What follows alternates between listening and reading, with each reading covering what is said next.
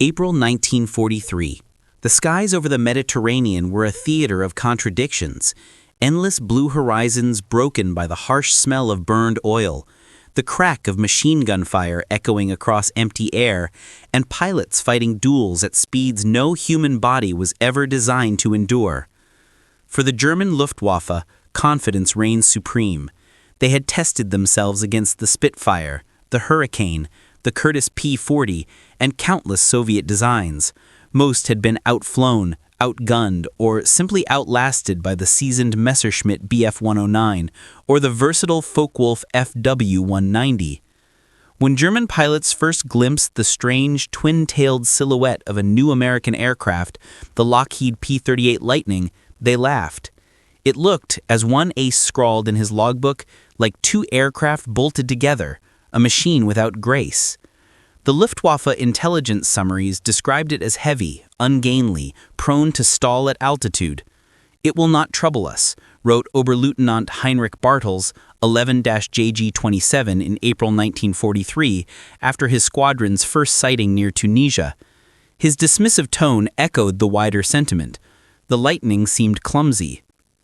Yet behind that unusual shape was one of the most advanced fighters the United States had ever built, born out of a set of requirements issued in February 1937 by the U.S. Army Air Corps for a high-altitude interceptor that could reach 20,000 feet within 6 minutes and sustain 360 miles per hour. Lockheed engineers, led by the young and unorthodox Clarence Kelly Johnson, designed what was effectively a radical leap in aviation thinking.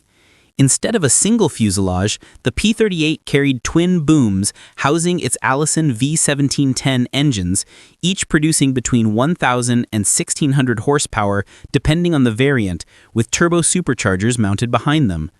In between stretched a central nacelle that carried the cockpit, armament, and nose gear.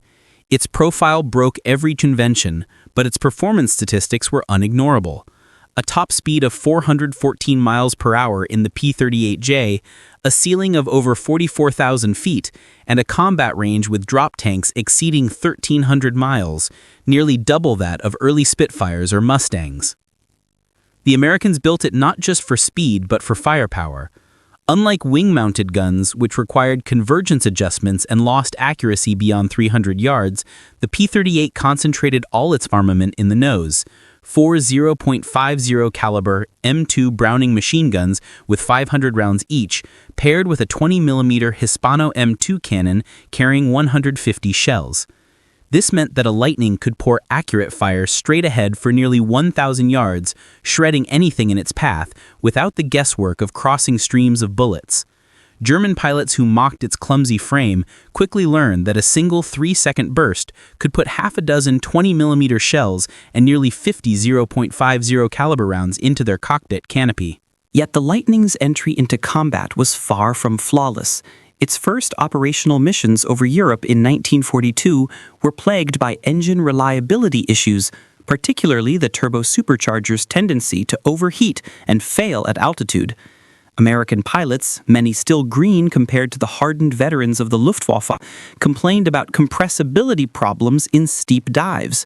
As the aircraft approached transonic speeds above 420 miles per hour, airflow around the wing choked, the controls locked, and more than one Lightning failed to recover, smashing into the earth at terminal velocity.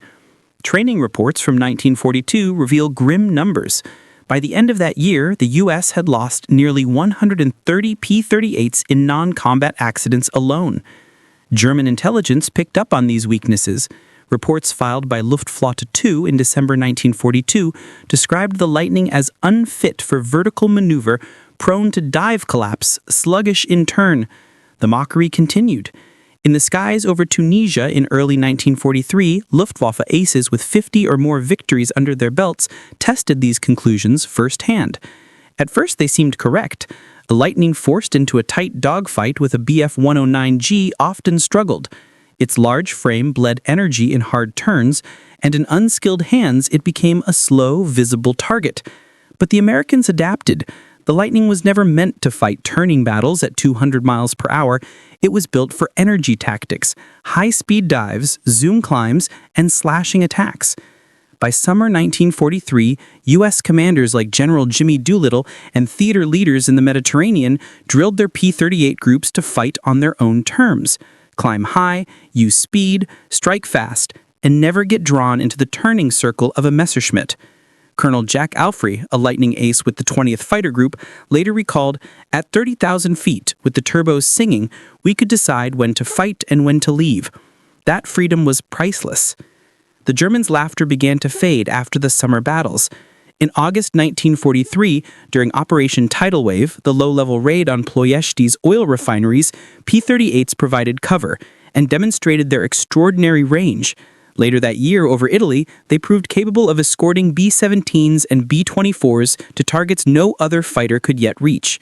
The Luftwaffe discovered that even if the Lightning seemed clumsy in a duel, it was deadly as a predator.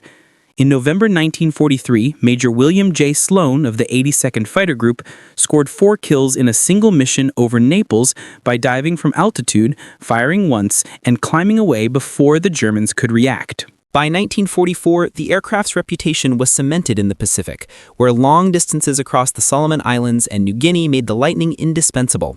Its endurance allowed it to patrol for hours, something no Zero could match. On April 18, 1943, perhaps the most famous P-38 mission of the war unfolded. American codebreakers learned the itinerary of Admiral Yamamoto, the architect of Pearl Harbor. A squadron of 18 P-38s flew nearly 600 miles, skimming waves to avoid radar, and intercepted his G-4M Betty bomber precisely on schedule. The kill was swift, Yamamoto's aircraft erupting into flames in the jungle. That mission was possible only because of the Lightning's exceptional range, a fact the Japanese understood instantly. But the Mediterranean and European skies remained the crucible against Luftwaffe. Here, statistics told a brutal story. By early 1944, Germany could muster perhaps 1,600 single-engine fighters for Reich defense, many flown by pilots with less than 150 hours of training, compared to the 400 hours typical of an American graduate. The United States, by contrast, was producing 300 P-38s per month by mid-1943, with total production reaching 10,037 by the war's end. While not as numerous as the P-51 Mustang, the Lightning's presence on every major front forced the Luftwaffe to divide its tactics. Direct accounts from German pilots revealed the shift in tone. In his combat diary, Lieutenant Karl-Heinz Weber of JG-27 wrote after an engagement near Foggia in December 1943, "We thought them too heavy, yet they appear from nowhere, fire from a distance beyond our own guns, and vanish in the clouds. They are not clumsy when flown by men who know." That grudging respect spread. The P-38J introduced redesigned intercoolers, improving engine reliability. Dive recovery flaps fitted under the wings reduced compressibility dangers, allowing Lightning pilots to pull out safely from dives once considered fatal.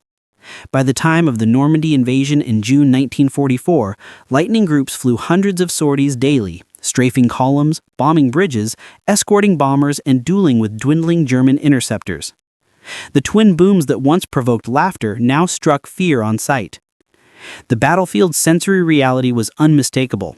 Pilots reported the vibration of the twin Allisons at takeoff, the whine of turbochargers spooling up as they climbed into thin air, the acrid smell of burned cordite after firing a concentrated burst. In combat, a German pilot in a Bf-109 might hear nothing but the tearing rip of bullets through aluminum and the sudden flash of cannon shells before his cockpit filled with smoke.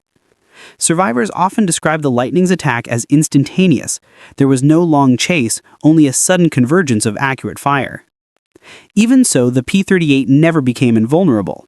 In Northern Europe's cold winters, its cockpit heating proved inadequate, leaving pilots shivering at altitude. Against the late-war FW-190D or Me-262 jet, it could be outpaced. Losses remained high. The 20th Fighter Group alone lost 92 Lightnings in combat between December 1943 and January 1945. But its contribution was measured not only in victories, but in strategic reach. With its long legs, it escorted bombers deep into occupied Europe months before P-51 groups arrived in strength. It shredded Axis supply lines in Italy and southern France. It gave the Allies options that forced Germany to spread resources thin.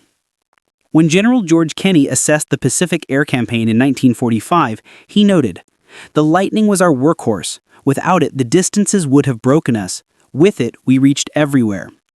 By war's end, P-38 pilots had claimed over 1,800 Japanese aircraft and more than 1,700 German and Italian machines. America's highest-scoring ace, Richard Bong, with 40 kills, flew the P-38. So too did Thomas Maguire, with 38. The German laughter had long since ceased. Luftwaffe records show that by mid-1944, the presence of P-38s was noted with the same caution reserved for P-51s or P-47s. The twin tails that once seemed absurd had become a symbol of relentless pressure, of an industrial power that could innovate, mass produce, and deploy across two oceans simultaneously. As the war closed, the Lightning faded from prominence, overshadowed by the Mustang's elegance and the jet age dawning with the Me-262. Yet its role remained indelible. It was the bridge fighter, the machine that carried America from hesitant beginnings in 1942 to confident dominance by 1944. It taught lessons in aerodynamics, in logistics, in doctrine. It revealed that unconventional designs, mocked at first glance, could prove decisive when paired with industrial might and tactical adaptation. In the cold skies over Europe, German pilots once laughed at its shape. By 1945, they no longer laughed. They feared the Lightning's shadow crossing their canopy, for it meant death delivered with precision from men who had learned to master its quirks. History remembers the P-38 not as clumsy, but as the steel spear that stretched Allied reach and proved that in total war, innovation could silence mockery. The war ended with wrecked Lightnings abandoned on Pacific atolls and European airfields, but their legacy endured in every long-range escort doctrine, every jet fighter designed with concentrated nose armament, every lesson in compressibility that shaped supersonic flight. The Luftwaffe had laughed until the day came when laughter gave way to silence, and the P-38 had written its name in the hard ledger of victory.